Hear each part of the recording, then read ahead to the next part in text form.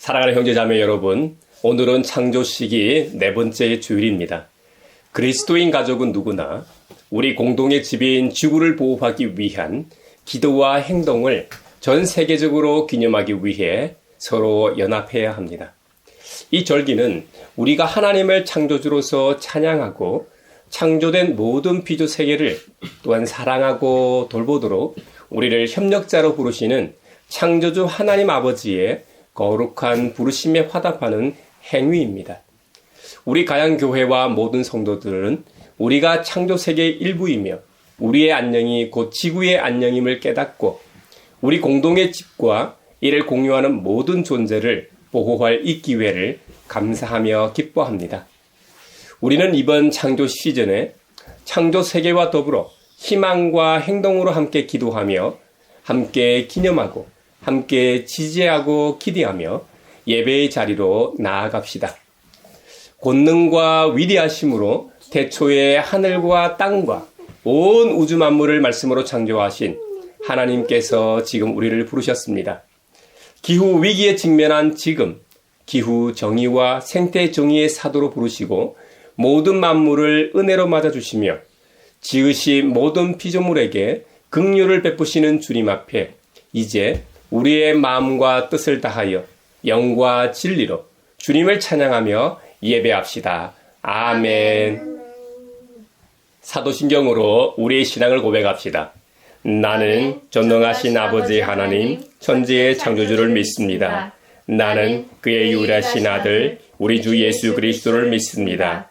그는 성령으로 잉태되어 동정녀 마리아에게서 나시고 본디오 빌라도에게 고난을 받아 십자가에 못 박혀 죽으시고 장사된 지 사흘 만에 죽은 자 가운데서 다시 살아나셨으며 하늘에 오르시어 전능하신 아버지 하나님 우편에 앉아 계시다가 거기로부터 살아있는 자와 죽은 자를 심판하러 오십니다. 나는 성령을 믿으며 거룩한 공교회와 성도의 교제와 죄를 용서받는 것과 몸의 부활과 영생을 믿습니다. 아멘.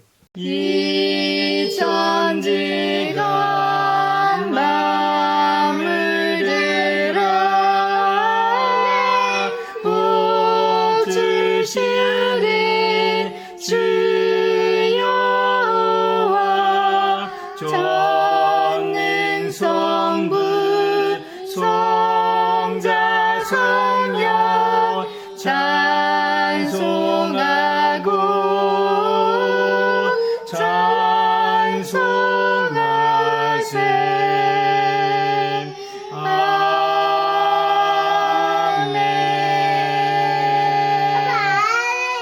가장 높으신 분의 보호를 받으면서 사는 너는 전능하신 분의 그늘 아래 머무를 것이다. 나는 주님은 나의 피난처, 나의 요새. 내가 의지할 하나님이라고 말하겠다. 정녕 주님은 너를 사냥꾼의 덫에서 빼내주시고 죽을 병에서 너를 건져주실 것이다. 주님이 그의 깃으로 너를 덮어주시고 너도 그의 날개 아래로 피할 것이니 주님의 진실하심이 너를 지켜주는 방패와 갑옷이 될 것이다.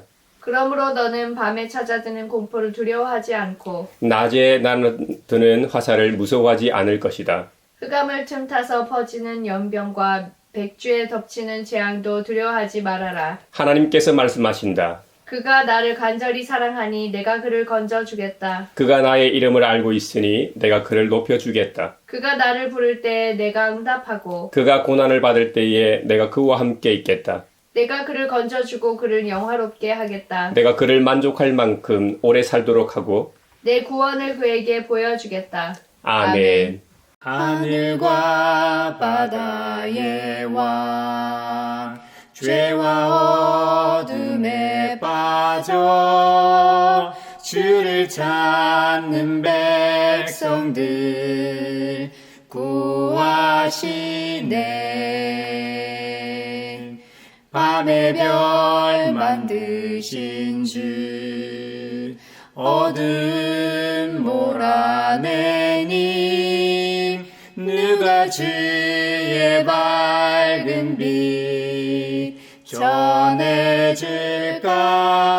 전해줄까. 주여 나를 보내소서. 주소서. 주의 불은 내가 들었네.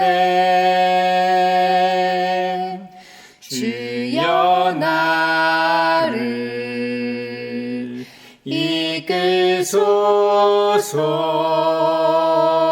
주의 말씀 내가 전하리. 자비로우신 하나님, 지난 한 주간의 우리의 삶을 성찰하며 회개 시간을 주시니 감사합니다. 서로 사랑하라고 말씀하셨는데 사랑하지도 화목하지도 세상에 하늘의 평화를 전하지도 못했습니다. 창조 시기를 맞아 하나님의 대리자로서 창조 세계를 잘 돌보고 관리하라는 사명을 잘 감당하지 못해 피조 세계가 씨름하게 해서 죄송한 마음뿐입니다. 사랑하는 형제자매 여러분, 성령님과 함께 동행하며 날마다 창조 세계와 함께 살아가는 우리가 되기를 바라며 주님 앞에 우리 죄를 고백합시다. 용서하시는 하나님이시며 은혜로우시며 긍휼히 여기시며 더디 노하시며 인자가 풍부하신 하나님, 우리 죄를 용서하시고 모든 불의에서 우리를 깨끗하게 해주시옵소서. 내 마음속을 비추시는 주님, 어둠에서 나를 지켜주소서. 내 마음속을 비추시는 주님, 당신 사랑 안에 쉬리라. 내 마음속을 비추시는 주님, 어둠에서 나를 지켜주소서. 내 마음속을 비추시는 주님, 당신 사랑 안에 쉬리라.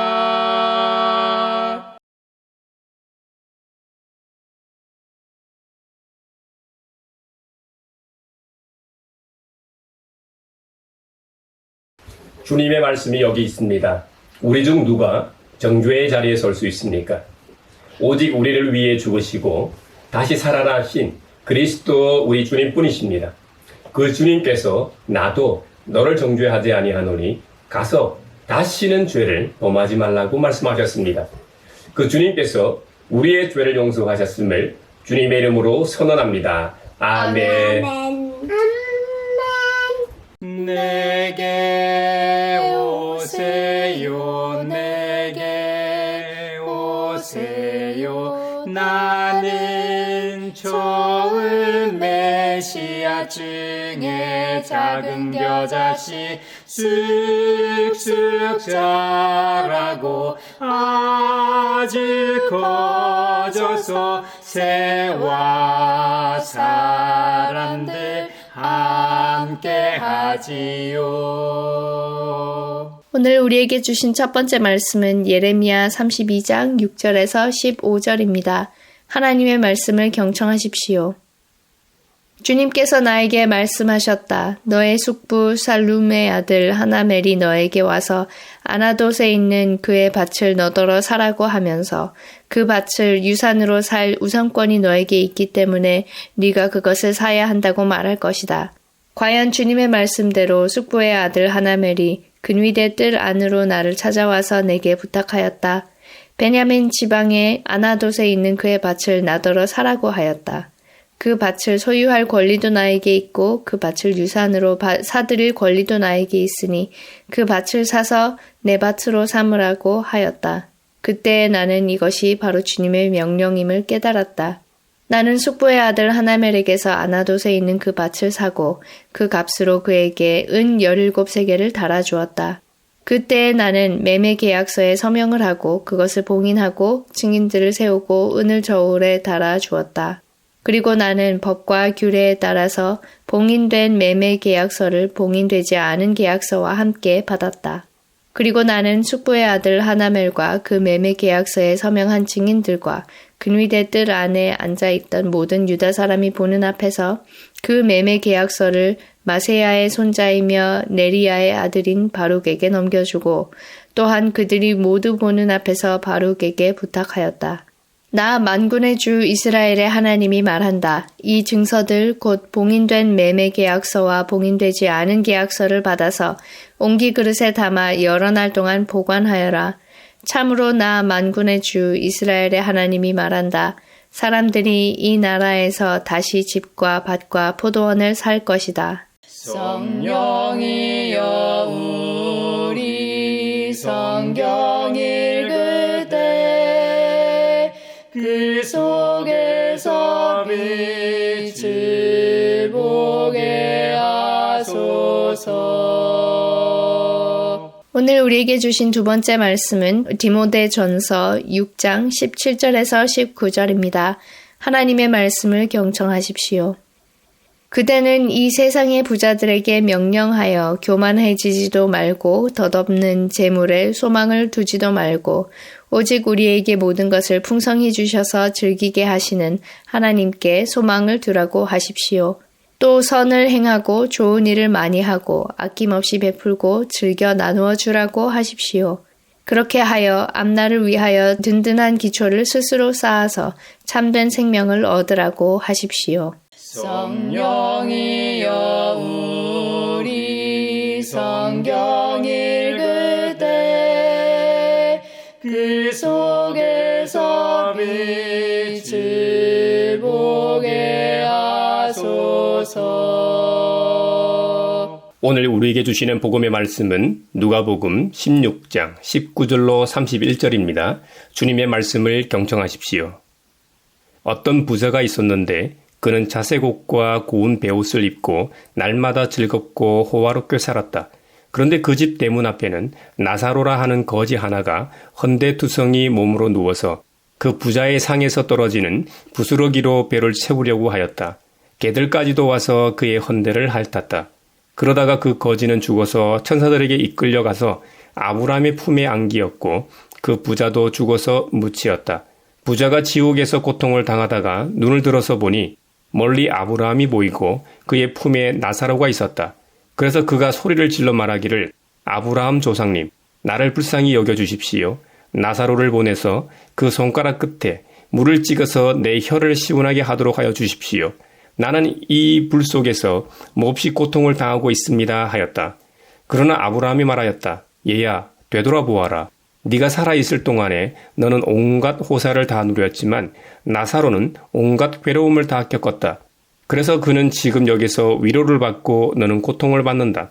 그뿐만 아니라 우리와 너희 사이에는 큰 구렁텅이가 가로 놓여 있어서 여기에서 너희에게로 건너가고자 해도 갈 수 없고 거기에서 우리에게로 건너올 수도 없다. 부자가 말하였다. 조상님 소원입니다. 그를 내 아버지 집으로 보내주십시오. 나는 형제가 5이나 있습니다. 제발 나사로가 가서 그들에게 경고하여 그들만은 고통받는 이곳에 오지 않게 하여 주십시오. 그러나 아브라함이 말하였다. 그들에게는 모세와 예언자들이 있으니 그들의 말을 들어야 한다. 부자는 대답하였다. 아닙니다. 아브라함 조상님.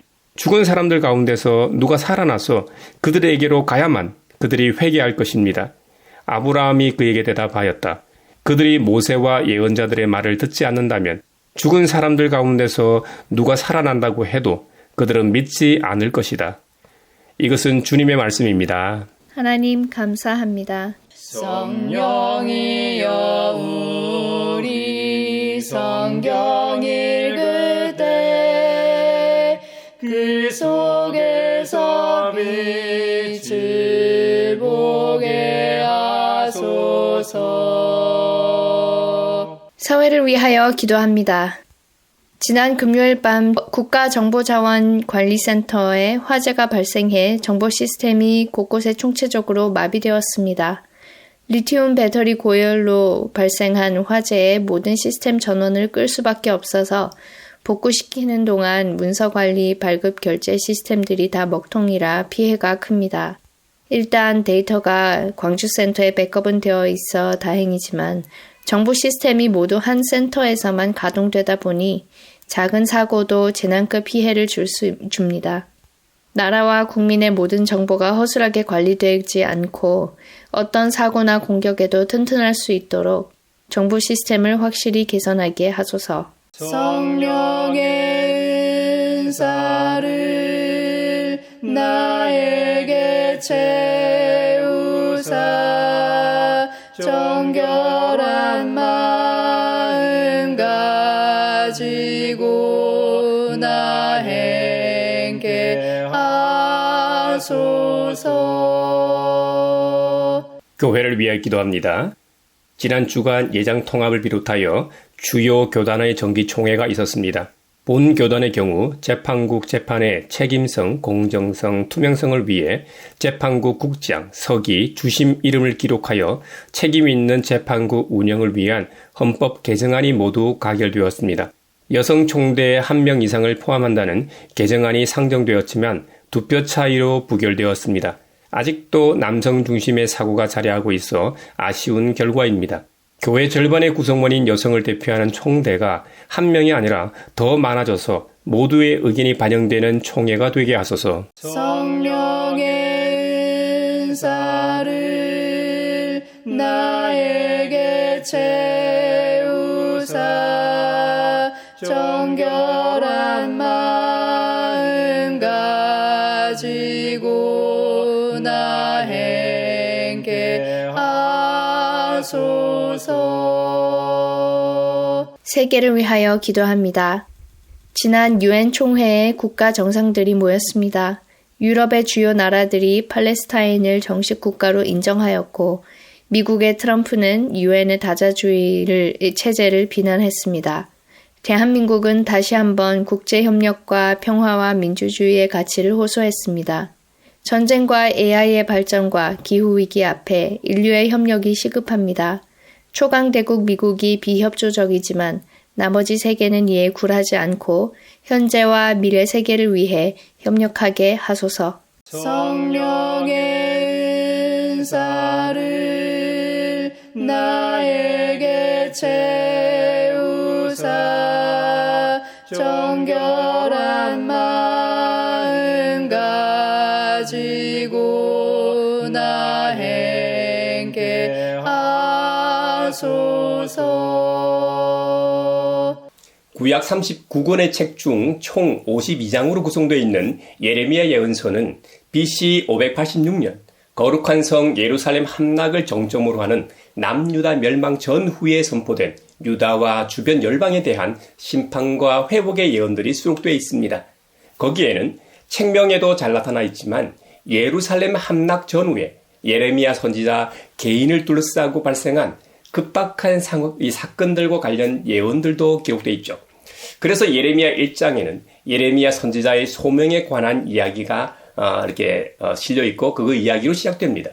그 소명장에서 예레미야 선지자는 자신이 아이와 같이 너무 어려서 말을 잘 할 줄 모른다고 발을 빼려고도 합니다. 아마도 당시 정세와 상황이 너무나 어려웠기 때문일 겁니다. 우리도 구한말 조선이 망하기 직전 한반도를 둘러싼 국제 정세가 얼마나 혼란스러웠습니까? 전통적으로 청나라에 사대하던 사대부들은 세계 정세를 읽지 못하고 한반도 이 사관에 갇혀 있었기 때문에 망해가는 이 청나라를 보지 못하고 언제나 대국으로 남아 있을 줄 알았죠. 그런데 그런 청나라보다 강한 나라들이 서구에 즐비했다는 것을 전혀 몰랐습니다. 반면 신학문을 배우고 세상이 돌아가는 정황을 조금이라도 안 사람들은 청나라가 아니라 새로운 세상이 열릴 것을 대비해 교육을 원하는 이 서구 열강들과 손을 잡아야 한다고 주장했죠. 결국 조선과 청나라는 멸망하고 신학문과 서구의 발달한 기술을 일찍이 받아들인 일본이 동북아의 새로운 주인이 되었죠. 아마도 구한말 조선왕과 이 조선 사람들에게는 큰 충격이었을 겁니다. 어떻게 외놈이 대청나라를 이길 수 있냐고 말입니다. 이렇게 기술의 차이가 인의 전술로 밀어붙이던 이 시대의 종말을 가져왔습니다. 우리나라가 대륙과 이 해양 세력의 충돌이 있는 한반도라는 지정학적 위치 때문에 환란을 많이 겪었습니다. 그런데 이스라엘은 우리보다 훨씬 더했습니다. 아시아, 아프리카, 유럽, 세계 대륙이 만나는 지정학적 위치 때문에 항상 이 전쟁의 위협에 노출되어 있었습니다. 바빌로니아, 이집트, 아시리아, 페르시아, 헬라, 로마 제국에 의해 항상 짓밟혔죠. 우리나라는 한반도를 둘러싼 제국이라고 해봐야 청나라 하나였습니다. 대륙의 주인이 바뀔 때였던 이 17세기 때 조선의 사대부들은 국제 정세를 잃지 못하고 여전히 명나라를 섬겨야 한다고 주장했죠. 그래서 어떻게 됐습니까? 만주국, 여진족이 세운 후금에 의해 멸망했죠. 그 후금이 지금의 중국을 잇게 한 청나라가 되죠. 중국은 이렇게 넓은 땅을 가진 적이 단 한 번도 없었습니다. 청나라 때 확장된 광역이 지금 중국 국경이 되었죠. 중국은 자신의 힘으로 얻은 게 아니라 다른 민족의 지배를 통해 넓어진 영토를 갖게 되었습니다. 그리고 이민족의 지배를 받은 역사가 절반 이상입니다. 그때마다 이상하게도 국토가 넓어졌습니다. 이것도 참 아이러니입니다. 남한산성 영화로 유명한 병자호란을 한번 생각해 보십시오. 17세기 초에 후금이 여진족을 통일하고 대륙의 이 명나라와 결전을 벌일 때였죠. 그때 조선의 절대 다수는 어버이의 나라인 명나라를 배신하면 안 된다고 했죠. 설마 명나라가 후금과 같은 오랑캐한테 지겠어 했을 겁니다. 근데 결과는 후금의 승이었고 결국 그 후금이 대륙의 주인이 되어 청나라가 되었죠. 남한산성 영화에서도 봐서 알지만 삼배구 고두레, 정확한 이름은 삼계구 고두레라고 하죠. 세 번 절하고 한 번 이 절할 때마다 머리를 땅에 두드리는 행위를 말합니다. 삼계구 고두레를 행하는 방식은 괴라는 명령을 듣고 무릎을 먼저 꿇습니다. 다음으로 일고두, 제고두, 이 삼고두의 명령에 따라 양손을 땅에 댄 다음에 이 이마가 땅에 닿게 조아리는 것입니다. 이것을 한 번 엎드릴 때마다 세 번 행하는 것이라 해서 삼계구 고두레 혹은 삼배구 고두레라고 하는 것이죠. 이것은 황제를 아련할 때 거행하던 예법이기 때문에 후금, 즉 청나라 입장에서는 당연한 것이었습니다. 하지만 조선의 입장에서는 굴욕적이었겠죠. 조선의 입장에서는 그래도 왕인 인조가 청해 황제 칸 홍타이즈에게 삼계구 고두레를 행함으로 당시 왕과 이 신하들, 백성들의 목숨은 건졌습니다. 영토도 그대로였고요. 반면 이스라엘은 그렇지 않았습니다. 바벨로니아 제국 느부갓네살 황제에 의해 멸망할 때 예루살렘만 함락당한 게 아닙니다. 단순히 이 삼계구 고두레로 상황을 모면할 수 없었습니다. 성경에 의하면 BC 588년 느부갓네살 황제가 예루살렘을 치러 와서 예루살렘 주위에 토성을 쌓았습니다. 근데 예루살렘은 세계사적으로도 유명한 천혜의 요새 중 하나입니다. 유대 산악지대 해발고도 약 800m의 고지대 중앙에 위치해 있었습니다. 삼면이 깊은 골짜기로 둘러싸여 있었습니다. 동쪽으로는 기드론 골짜기가 있었고 서쪽과 이 남쪽으로는 흰놈 골짜기라는 깊은 계곡에 의해 둘러싸여 있어 방어하기에 매우 좋은 조건이었습니다. 제한적인 접근로가 북쪽이었는데 그래서 이스라엘은 전통적으로 유일한 통로라고 할 수 있는 북쪽에다가 이중성벽의 이 강력한 방어막을 구축하고 있었습니다. 그리고 성벽 내에 기혼샘과 같은 주요한 수원이 있어 장기간 포위 공격에도 버틸 수 있는 생존 기반 시설을 갖추고 있었죠. 그래서 오랜 세월 동안 난공불락의 요새로 유명했습니다. 그 사실을 누구보다 이 느부갓네살 황제와 바벨로니아 군대가 잘 알고 있었겠죠. 그 정도 정보도 없이 침략하진 않았을 테니까요. 그래서 아예 처음부터 군사력을 소진하지 않고 토성을 쌓고 장기전으로 돌입했던 것입니다. 성경에 의하면 시드기야 9년 열째 달 10일에 포위해서 시드기야 11년 넷째 달 9일까지 날짜가 정확히 기록되어 있으니까 그걸 보면 약 18개월 동안 예루살렘 성이 외부와의 연결이 차단되어 있었다는 말입니다. 아무리 군수 물자나 식량을 저장해 두었다고 해도 한계가 있잖아요. 18개월 동안이나 포위되어 있다 보니 장기간 포위로 인해 성 안의 양식이 완전히 떨어져 백성들이 견딜 수 없는 극심한 굶주림에 시달려야 했습니다. 남유다 멸망과 예루살렘 함락을 예레미야 선지자가 애가로 기록해 놓은 예레미야 애가 사장에 보면 자애로운 어머니들이 제 손으로 자식들을 삶아서 먹은 일로 슬퍼하고 있습니다. 거기다 역병까지 돌았습니다. 공성전을 통해 예루살렘 성벽이 뚫리자 시드기야 왕과 이 이스라엘 군사들이 밤중에 두 성벽 사이 왕의 동산 견문길로 도망을 치게 됩니다. 도망치던 이 시드기야 왕과 군사들은 여리고 평지에서 사로잡힙니다. 느부갓네살 왕자에게 끌려갔죠. 시드기야의 모든 아들들이 아버지 시드기야가 보는 앞에서 죽임을 당합니다. 자신의 목전에서 왕자들을 죽이고 유다의 모든 고관들도 죽였습니다. 그 다음에 시드기야의 두 눈을 뽑습니다. 그리고 노사슬에 결박되어 이 바벨로니아로 끌려가 감옥에서 생을 마감하는 비참한 최후를 맞이합니다. 이에 비하면 조선의 굴욕은 굴욕도 아닙니다.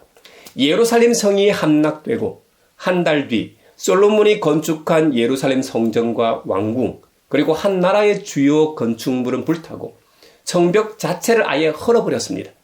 가장 가난한 사람들 일부만 남아 농사를 짓게 되고 대부분의 주요 인력들이 포로로 사로잡혀가게 됩니다. 그러니까 두 번 다시 재건할 수 없는 상황이 되었다는 말입니다. 또 무엇보다 중요한 성전 기물들을 바벨로니아로 모두 가져가 버렸습니다. 이스라엘의 정체성이라고 할 수 있는 성전도 파괴되고 성전에서 제사를 드릴 때 사용되었던 모든 성물들도 사라졌습니다. 이스라엘에 비하면 반맞는 역사를 자랑하는 대한민국의 굴욕의 역사들은 다행이고 감사가 절로 나올 정도입니다. 오늘 본문이 이 예레미야 32장은 앞서 설명한 당시 정세와 상황이 반영된 부분입니다.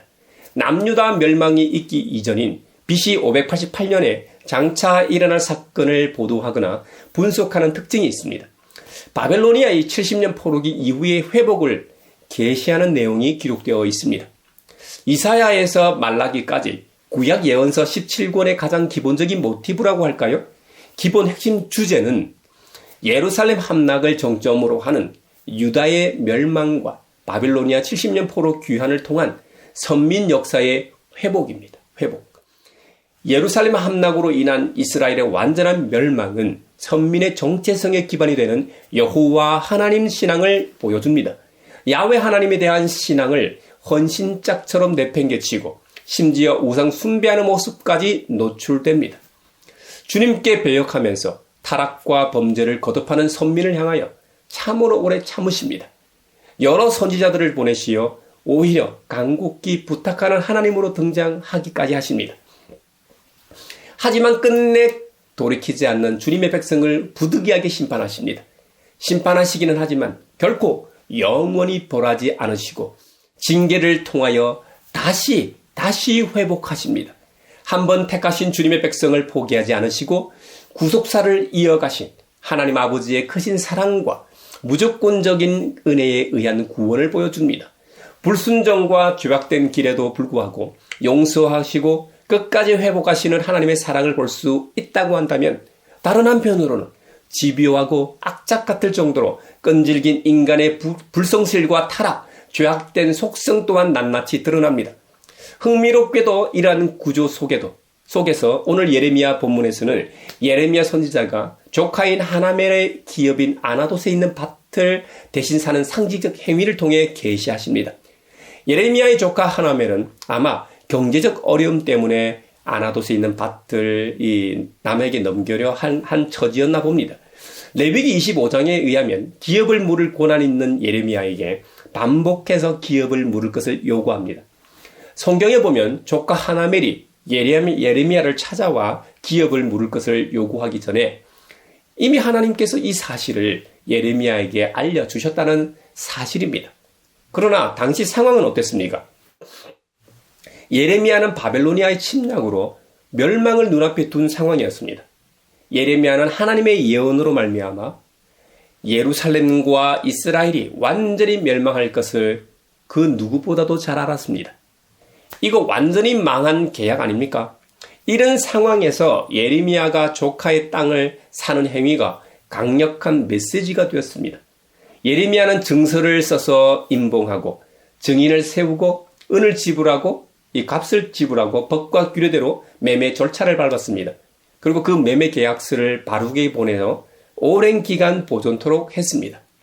여러분, 극심한 주식시장의 하락이나 부동산 폭락으로 망한 계약처럼 보이는 상황이 있을 수도 있습니다.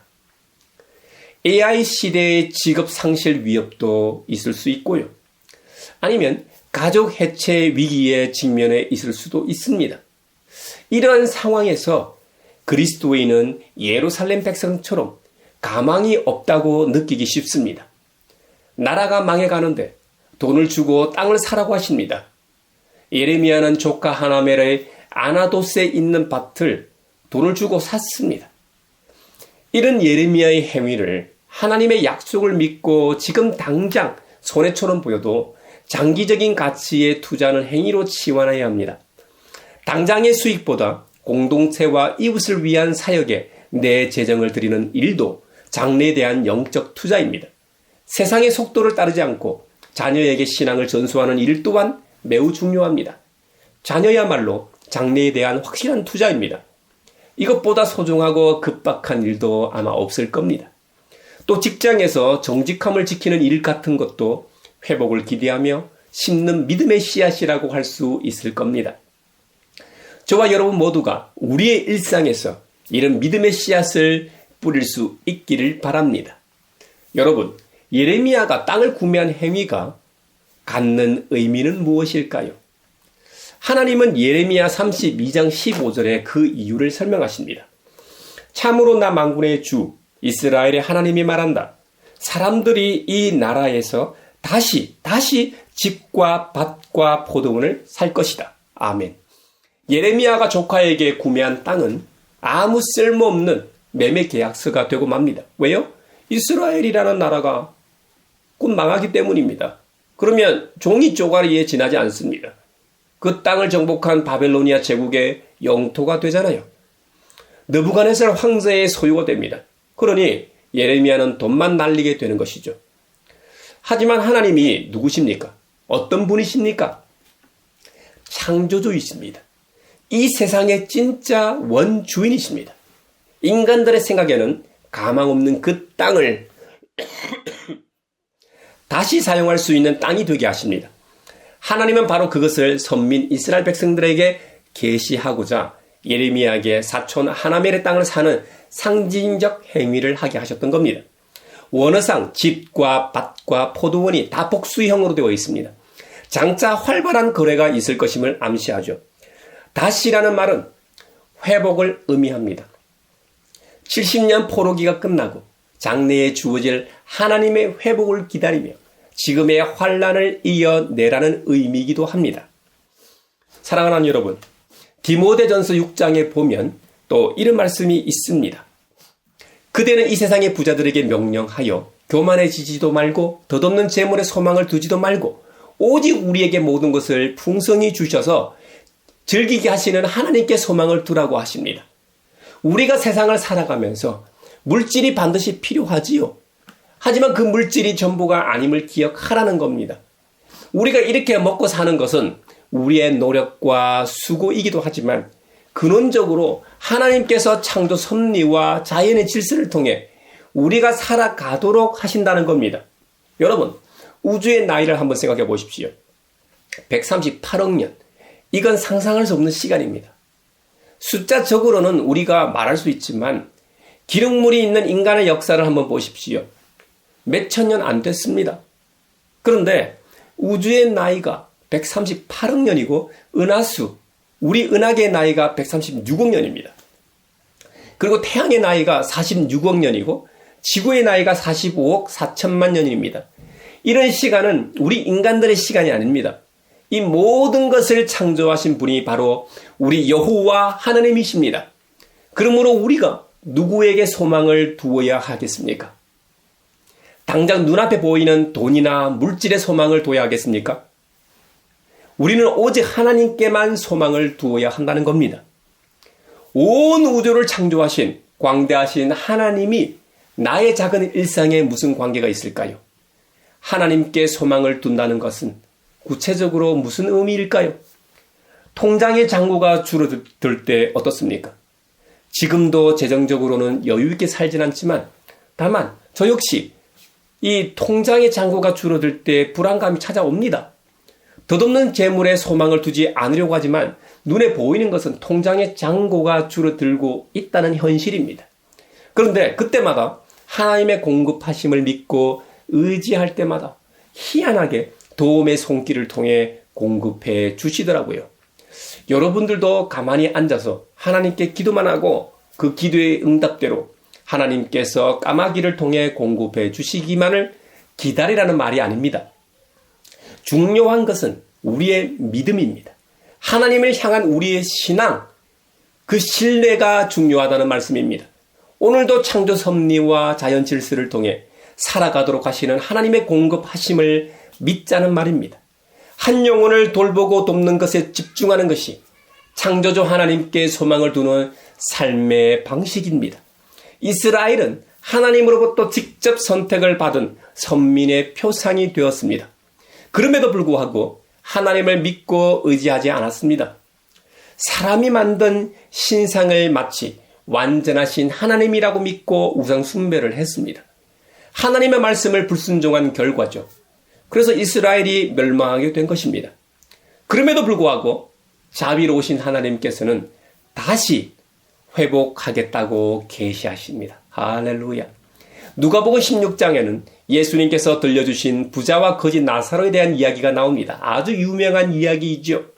이 이야기에는 무언가 다른 의미가 있습니다. 그렇지 않다면 미래에는 운명이 뒤바뀔 거라는 당시 보편적인 민간 신앙과 지금도 마찬가지입니다만 전혀 다를 바가 없었겠죠. 부자와 거지 나사로 이야기의 마지막 구절인 이 31절에 보면 아브라함이 그에게 대답하였다. 그들이 모세와 예언자들의 말을 듣지 않는다면 죽은 사람들 가운데서 누가 살아난다고 해도 그들은 믿지 않을 것이다. 어디 본 듯 하지 않나요? 지난 시간에 잠시 언급했던 돌아온 탕자 작은 아들 비유에서 나왔던 말씀. 그런데 너의 이 아우는 죽었다가 살아났고 내가 잃었다가 되찾았으니 즐기며 기뻐하는 것이 마땅하다. 여러분, 돌아온 탕자 이야기에서 형은 이 이야기의 부자와 무척 닮아 있습니다. 둘 다 가난한 자, 누더기를 걸친 형제나 이웃을 눈에 띄지 않는 곳이나 마음밖에 두려고 합니다. 여러분, 부자가 망한 이유는 단지 가난한 자를 외면했기 때문이 아닙니다. 재물을 절대적인 가치로 뒀기 때문입니다. 재물을 하나님으로 여겼기 때문입니다. 재물을 하나님처럼 섬겼기 때문입니다. 재물을 하나님처럼 섬기다 보니 재물에 소망을 둘 수밖에 없습니다. 그래서 부자가 망했던 이유입니다. 형제자매 여러분, 여러분 스스로를 부자로 여기지 않지만 성경적 관점에서 볼 때 현대 교인은 세계적으로 볼 때 이미 부자입니다.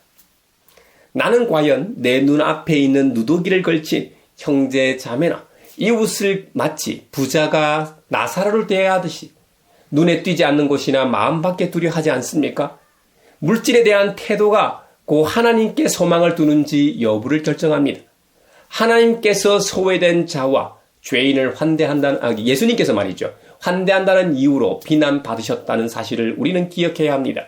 지금 현재 세계에서 주님이 실천하시는 일은 많은 이들이 미래 세계에서 일어나리라고 믿었던 그 일처럼 보입니다.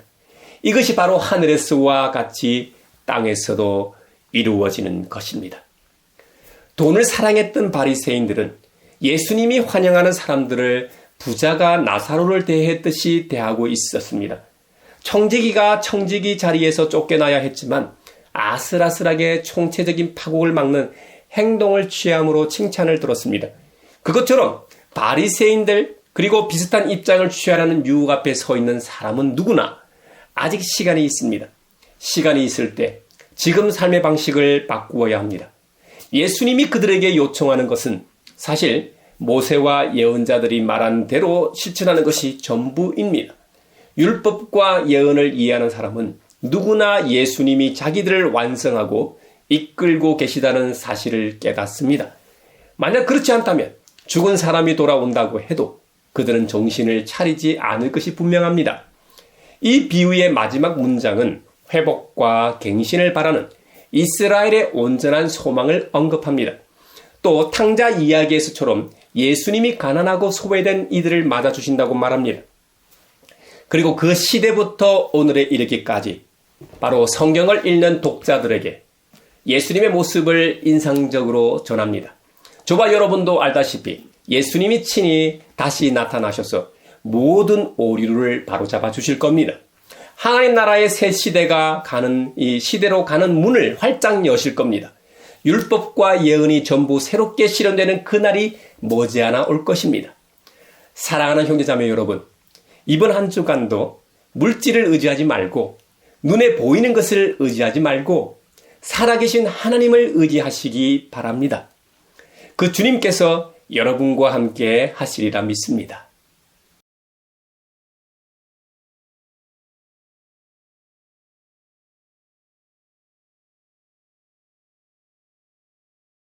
내게 있는 모든 것을 주를 위해 드리네.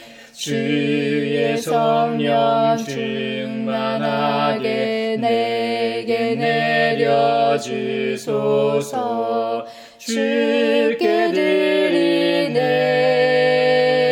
주께 드리네. 사랑하는 구주 앞에 모두 드리네. 아멘.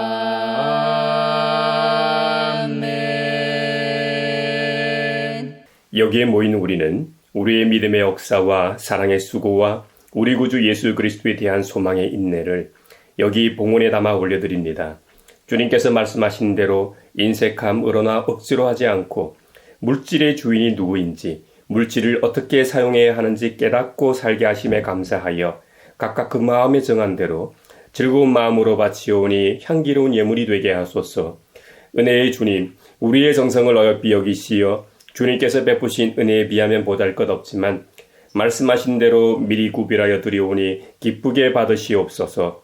우리의 가진 것이 비록 적어도 바치는 기쁨은 더 커지고 비록 버는 것이 적어도 나누는 즐거움은 더욱 넘쳐 우리 믿음의 소문이 각처에 퍼지게 하소서. 우리 주님 예수 그리스도의 이름으로 감사하며 기도하옵나이다. 아멘.